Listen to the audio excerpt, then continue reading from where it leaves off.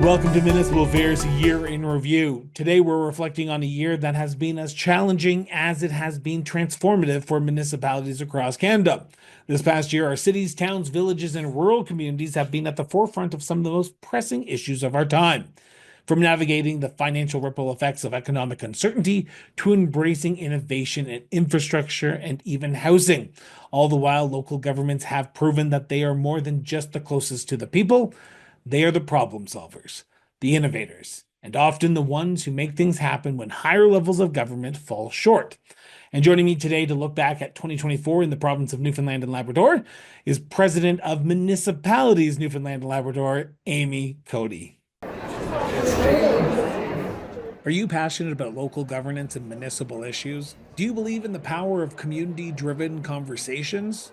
Then join us at the Cross Border Network, where we bring together voices from across Canada to shine a spotlight on the challenges and the triumphs of our municipalities. But we need your support to keep the conversation going. Visit crossborderinterviews.ca today to show your support by backing the show monthly or making a one-time annual donation. Your contribution will help us grow and expand our reach, bringing important stories to even more listeners across the nation. Together, we can make a difference. Together, we can amplify the voices of local communities. Together, we can shape a brighter future for all. Cross Border Network, where local matters and your support counts. Visit us today at crossborderinterviews.ca. President Coady, thank you so much for sitting down with me and talking about the year that was and the year that will be. That is 2024 and 2025. Let's start by looking back on the last 12 months in Newfoundland and Labrador. And I've got to ask, at the end of 2024, how would you describe the state of municipalities in your province? It was a good year. We had some wins early on with the provincial budget with the increase to our municipal operating grants. So that was a big win for us. We had increases to the municipal training allotment from the provincial government, and we had increases to the Newfoundland and Labrador Association of Fire Services, so municipal firefighters and fire departments, for additional training for them, money to do research for the fire departments through Municipalities Newfoundland and Labrador, and also additional funds to them for calls that they now respond to outside of the municipal boundaries. So that was big wins for us right off the top of the year with the provincial budget. It's been it's definitely been a year. There's lots of ups and downs. We still work hard on our municipal infrastructure. There's lots of issues with that, finding the funding needed to do the infrastructure projects that we need to do. There's talks of 3 elections coming up now in the new year. There's one for sure with the municipal election in the province in 2025, but a federal and provincial election most likely happening in the new year as well. So we know that's going to bring lots of excitement and lots of work for those involved in all of that too. I just want to talk about those elections, if you don't mind, for a second, because they are, I know we're talking about the future. As I said, we're going to talk about the past, but you brought it up, so let's play in that sandbox for a little bit. With a municipal election scheduled for October, I think it's 2nd now because they just changed the date to stop it from coinciding with National Truth and Reconciliation Day on September 30th. And with a provincial election scheduled near that time, scheduled, not saying it's going to happen, but scheduled. Yeah. Are you concerned, even with a potential federal election as well, that municipal issues won't be at the forefront of 2025 when you look at the sort of election season madness that your province is about to go through? Well, it happened 4 years ago. To us the same way. We had a provincial and a federal election, I think, within a week of each other. And then it was COVID election. So that, like, everything was just crazy with the provincial election. And then the municipal election happened at the same time, not the same time, but that year, a few months down the road in September. So it's very difficult because people tend to talk about the federal and the provincial elections. They're the elections that get the most hype, the most media coverage. But municipal councillors and municipal folk know that at the municipal level, that's where the work really gets done. That's where the needs of the residents are really met, and the services that mean the most to them on a day-to-day basis. That comes from municipalities. So sometimes we feel like we're kind of lost in the shuffle. So it's very important for us to keep the focus on municipalities while the federal and provincial elections are happening, and make sure that we are constantly bringing to the forefront the needs of municipalities, while we're advocating to the federal and provincial government, because we know there's leverage during those times as well. The parties want to be elected, so they're more open to conversations. They're more, willing to probably do some little trade-offs with, promises and hints of what they're going to do. So we have to take advantage of that, but we also have to constantly be reminding residents of the province as well that, look, municipal is equally as important as federal and provincial elections. So just make sure that you are certainly keeping time with what's happening in your areas. This may be a double-edged question, because I was going to ask it during looking back at the last 12 months, but I'm going to ask it now as well. What are you hoping to hear from the party leaders? Let's start from the provincial perspective, looking at that 2025 election, and then federal. Is it more of the same, or is there something specifically that your members are looking for from the leaders to address during a potential federal and provincial election?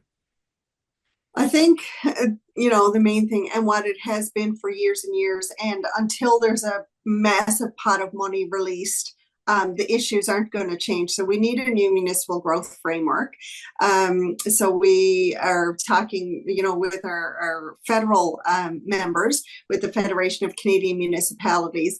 They're lobbying the federal government for a new municipal growth framework that would trickle down into the provincial governments. So, of course, we're having those conversations with the provincial government. Our infrastructure needs are not improving. We're making do with the money that is allotted to us, but we're so behind that you're never catching up.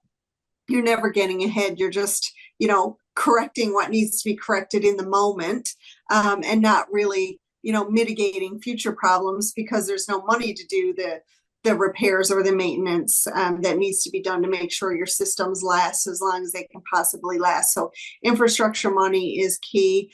And of course, housing and homelessness issues, housing needs in our communities. So, those are three hot topics that are constantly, front and center, but even more so when we're talking to provincial and federal governments moving into election mode. I want to go back to 2024, if you don't mind, for a few minutes, because Mm-hmm. there was a lot of different things that were going on municipally in the province of Newfoundland and Labrador. And one of the key areas that I want to focus on just for a brief moment is climate change impact on municipalities. We saw wildfires that saw the evacuation of some communities in Labrador. We see coastal erosion being a top priority for municipalities who are along those coastal lines. This year, the province and the Canadian government worked with municipalities to earmark $4.3 million to help coastal communities fight erosions. Are municipalities set up for these larger environmental disasters going forward, or was this the year that you had to sort of stand up and say, we need to start seriously taking this serious? Well, we've been saying it for a long time that it's time to take this serious. We need more money. We're in the communities. We see the coastal erosion that's happening. We see the devastation from the forest fires that are happening. We see how our climates are changing. We've been talking about that for a very long time. We've been asking for increased funding in the disaster mitigation funds, because we know that these things are happening and are going to continue to happen. Without the funding, to be able to do the work that we need to do.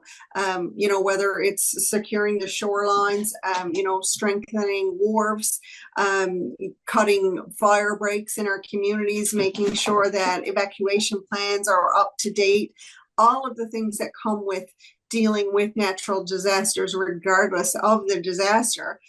We've been talking about that for a long, long time.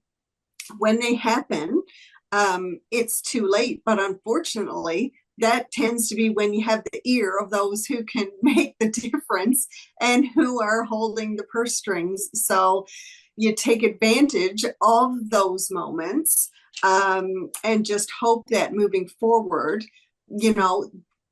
the plans are in place and you can say, okay, now we've dealt with it. Now you know that, we've been telling you this and you can be prepared for this to happen again. This is what we need to make our communities ready for climate change and for climate disasters. So, it's, we do know. We know, we always know.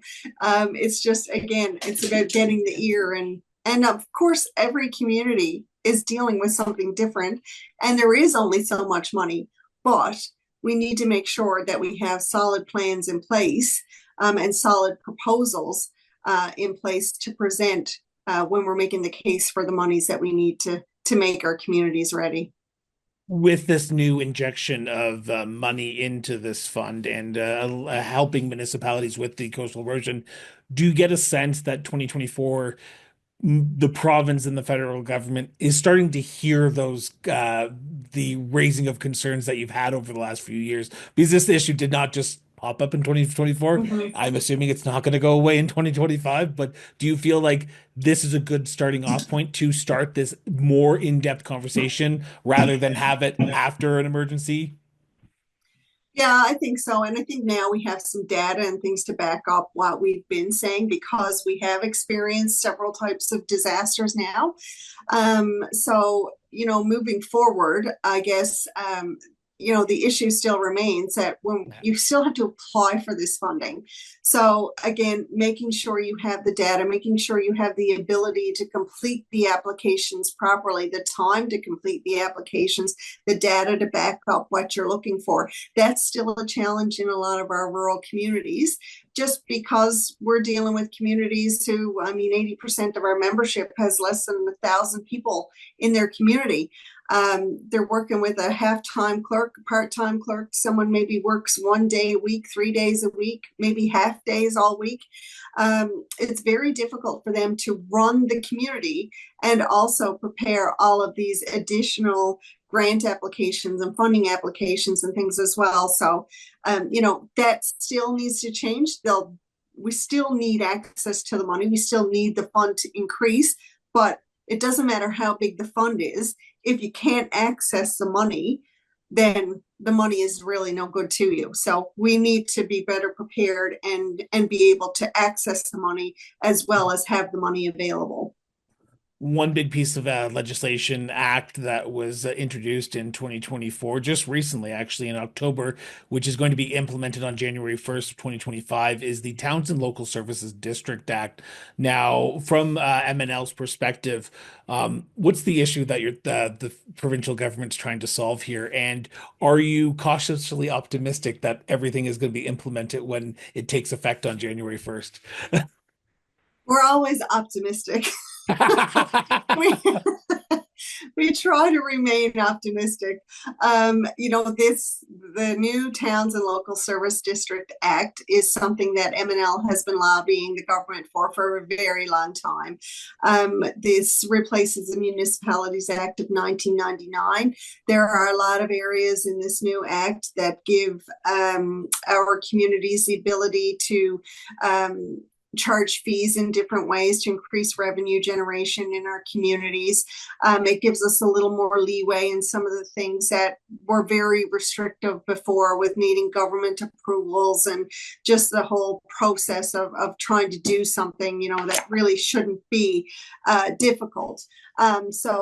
We're very proud that that new act is finally going to come to fruition and be available to us in January to help us do the work that we need to do to run our municipalities. Obviously, there's going to be some bumps in the road. I mean, the legislation is, the previous legislation was very prescriptive. This one is a little more, we do have a little more leeway, but it's going to take practice, and it's going to take a lot of training sessions and communicating with each other to find out, and with municipal and provincial affairs to find out, if we're doing it correctly and how we can use it to our advantage as well. I'm going to ask a very political question right now, and I apologize, but I think you probably know where this is going to go. You and I have chatted a few times on this show, and we've talked a few times about one key area that you would like to see the provincial government move forward on, and that is regionalization of municipalities. And in 2022, I believe the then Minister of Municipal Affairs for the province basically said, no, it's not going to happen. We're just going to move forward. Just recently, there was a report by a consulting firm that concluded a potential feasibility study of two local service districts merging and becoming an incorporated community. Are you cautiously optimistic again about the revitalization of regionalization talks in 2025? I think regionalization from the provincial standpoint is done. I don't think they're going to revive that. I think what they're hoping with the new Towns and Local Service Districts Act, with a lot of new responsibilities with the local service districts having to provide certain services. I think, the goal of the new act is that a lot of these communities will naturally regionalize and work together and hopefully incorporate into municipalities, so that there's a ton of benefits by being a municipality. One being the fact that you have access to the municipal operating grants annually, which opens up, a pot of money that local service districts wouldn't normally have access to, that they can use towards running their communities. So, I think that'll probably happen naturally, which is why I think they probably push the regionalization aside, to see, if the natural progression will happen, and instead of it seeming like it was forced. But we'll see, we'll see where it goes. We're willing to work with the local service districts. And listen, I mean, anytime a local service district becomes a municipality, that just strengthens our numbers and gives us a little more power when we're advocating for the needs of our communities. So we're going to see how that goes. But yeah, again, optimistic. We recently just talked about it at the top of the interview, but I want to dive into it a little bit more, and that is infrastructure. Infrastructure seems to be on the top of almost every single municipality's Mhm. lips right now. In 2024, did you, and as I say you as an MNL, see a growing deficit of backlogs of the aging infrastructure that municipalities are dealing with? And do you believe that the province has done enough in 2024 to address that? Because you talk about the wins that you had, Mhm. but was it enough? Yeah, no, it's not enough. And it won't be enough until it's like $1 billion. Like that, and that's just the reality of it. I mean, and that's not just Newfoundland and Labrador, that's across the country. Like aging infrastructure, the ability to manage the infrastructure that we have, the need to increase our infrastructure to grow our communities.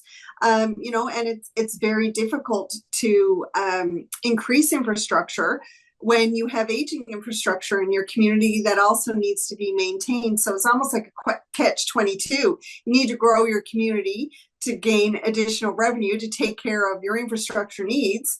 But your existing infrastructure needs replacement and repair and attention as well. So it's just something that we're dealing with. Again, the Are application are you, process. sorry, I have to interject here because Yeah. you're about to head into a provincial election. Are you having this conversation with the Progressive Conservatives and the NDP in the province of Newfoundland and Labrador as well? Because they may potentially form the next government. And if you're just talking to the current administration, if there's the next, then they're going to be playing pickup and you're going to be trying to talk to them. Is this a uh, all hands on deck approach that MNL is taking with the provincial government and the opposition parties, or is it just talking strictly to the provincial government right now? We try to keep all parties up to date on what we're doing. We have open conversations with all of them. When we have our annual conference and symposium, we get members from all parties attend. Like, we are constantly having open conversation with everybody. Of course, when you're asking for your what you need, and advocating to the government for your needs, you're dealing with the party that's in power. You're dealing with the ministers of the specific department. So of course, it's more pointed, and more detailed, and more hands-on when you're dealing with the party in power. But you do keep the other parties enlightened as well, so that when they're advocating and they're doing the thing that they do, when they're pressuring the current government and working to promote themselves, they like to have little tidbits as well that they can hold on to and advocate for municipalities for as well. So we always have to work together with everybody. At the end of the day, I mean, when you're dealing with communities, like the way the members and the districts work, I mean, the members in your community could be members of the opposition or the current government or the third party, whatever. So it's very important to make sure that everybody is kept up to date. I want to turn to you for a second because 2024 was a big year for yourself as well. Just recently, actually, probably about a month after as of recording this, you were appointed as the third vice president of the Federation of Canadian Municipalities, a vacancy which occurred because of an election loss. But nonetheless, you are now the third vice president. What made you decide to take that on in 2024? Do you not have enough going for yourself already? Because you seem to be a busy I was woman. bored. I was bored. No, I say all the time, life will point you in all kinds of directions, and open up all kinds of doors and present you with all kinds of opportunities, and you take advantage of the ones that you can take advantage of. Um, I love working with the Federation of Canadian Municipalities. I served as the Atlantic Caucus chair for a year just recently. I'm now the vice chair of the Rural and Northern Forum. The third vice president position came out of nowhere. And myself and the MNL CEO, Rob Nolan, we spoke about it. And, we said, it would be a great opportunity. It had to be filled from the Atlantic region. We forgot about it. We said, let's think about it. We put it on the back burner. We went into our annual conference and we wrapped that up. And I was going through emails and I was like, oh, tomorrow is the deadline for nominations for third VP. Maybe we should get on that. So we talked about it some more, and Deputy Mayor of the City of St. John's, Sheila O'Leary, did my nomination for me, supported my nomination. We submitted it.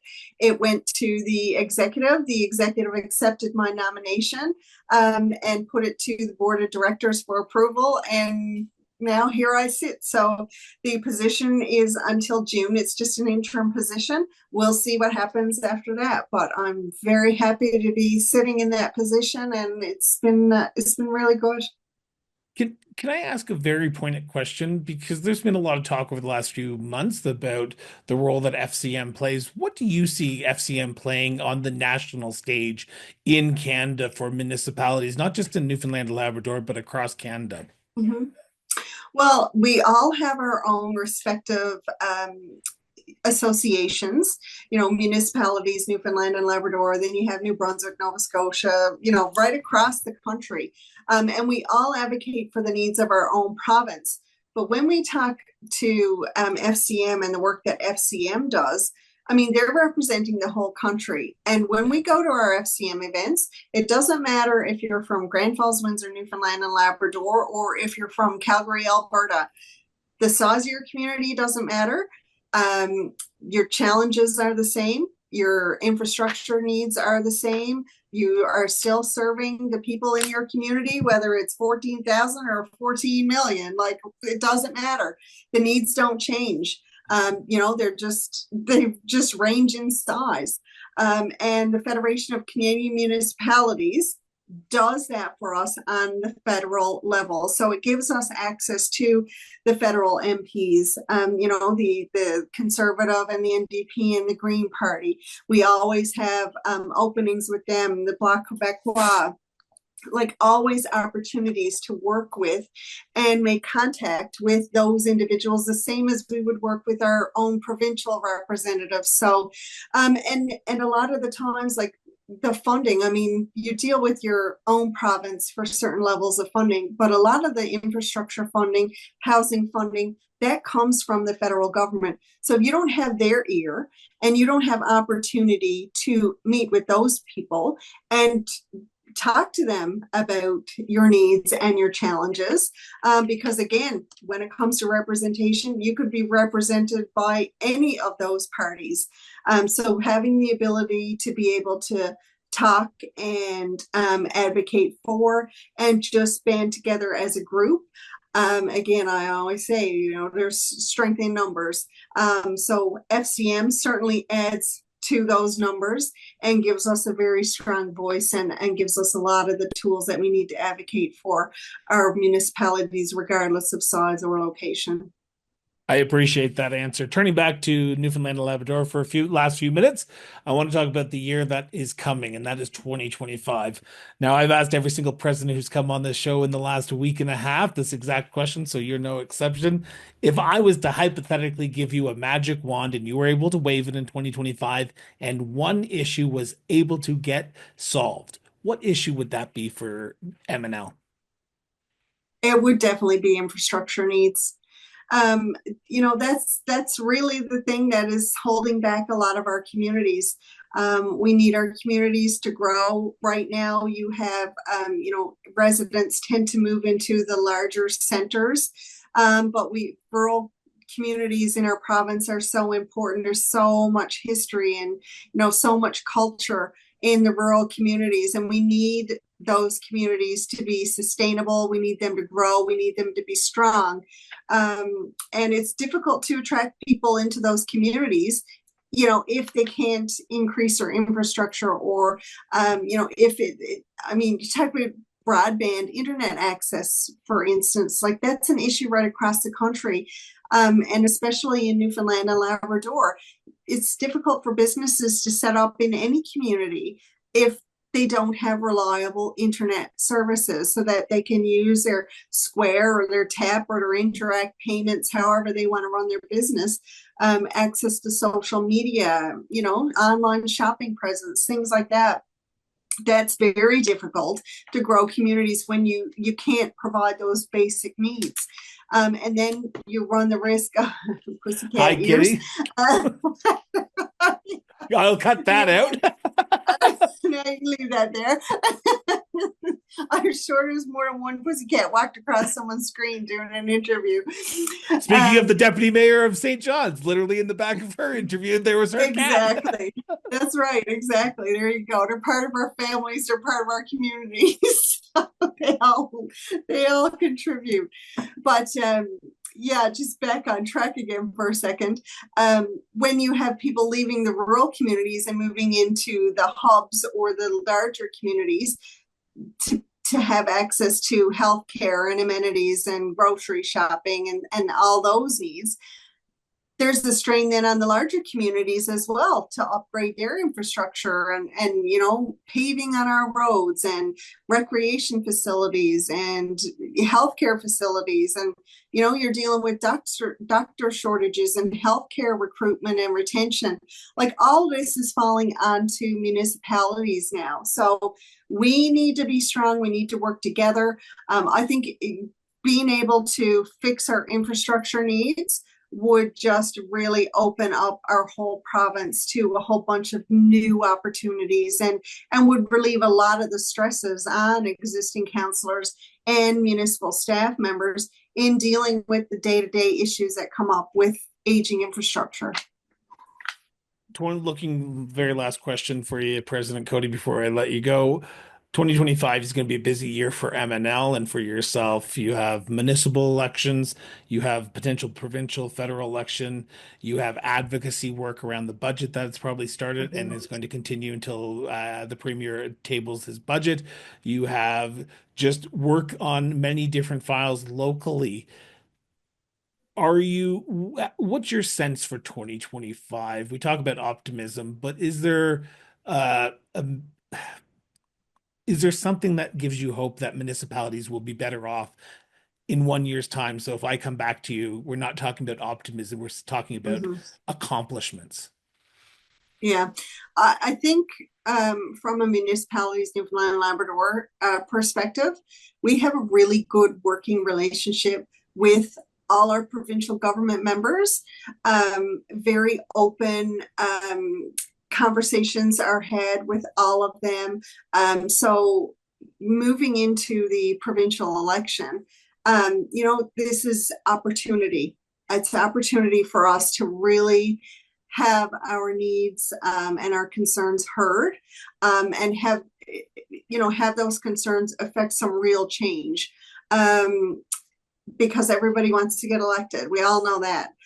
So it's an opportunity to speak out in the media, to speak to all of the members, speak to our residents, talk to our residents about the needs of the community. So when the provincial candidates are knocking on their doors, they have information as well, so that they can ask the questions to those members. So it's not just coming from the municipal councillors or the other elected officials. The residents in our communities also need to be very well informed as to what the needs and challenges are that their communities are facing. So making sure that they also have the information. We got a lot to look forward to. It's a municipal election year as well.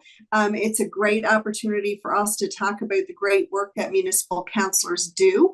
It's also an opportunity for us to talk about some of the things that have gone a little bit sideways, like our ability to be respectful to each other sometimes.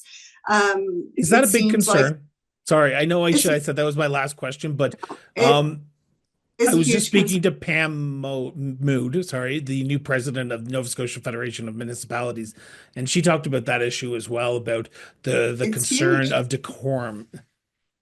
Yep, it is. And what I've been saying lately is that we've lost the ability to speak to each other respectfully. Like it's like we've forgotten how to do that.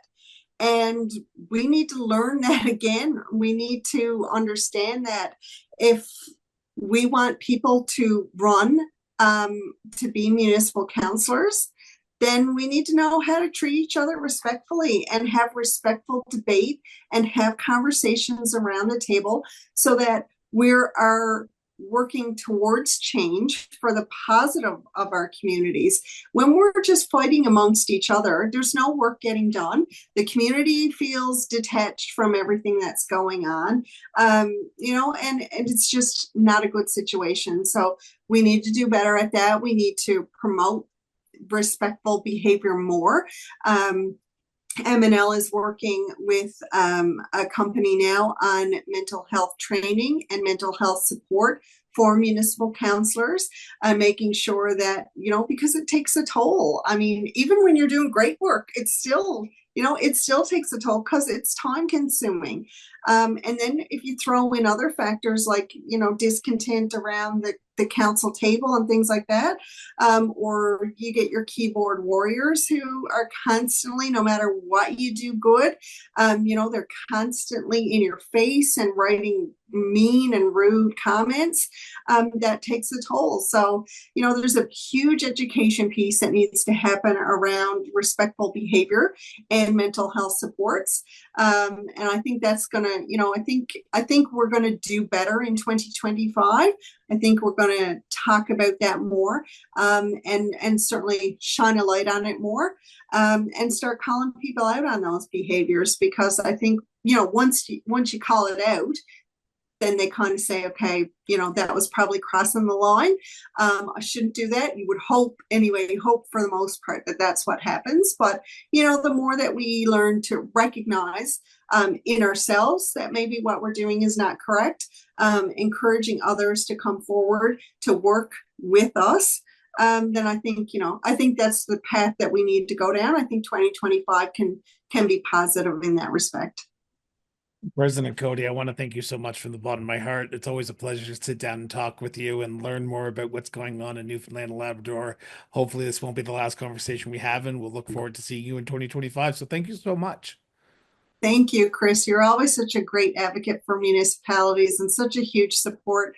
I appreciate everything that you do. Please keep doing it, and God bless you. And I wish you nothing but health and happiness in 2025. Thank you so much for tuning in for another episode of Municipal Affairs Year in Review. We have 3 more of these episodes before our final episode of 2024. We are so pleased and honored to have been able to speak with so many great municipal leaders from across Canada over the last few months, and we are so looking forward to being back in 2025. So if you haven't already, be sure to hit that subscribe button wherever you're listening to this and following this. We will be back on January 13th for brand new episodes of cross-border interviews, municipal affairs, and yes, political trenches, local government at work. So until tomorrow, stay informed, stay engaged, and we'll be back with a brand new episode and looking back on 2024. Till then, everyone.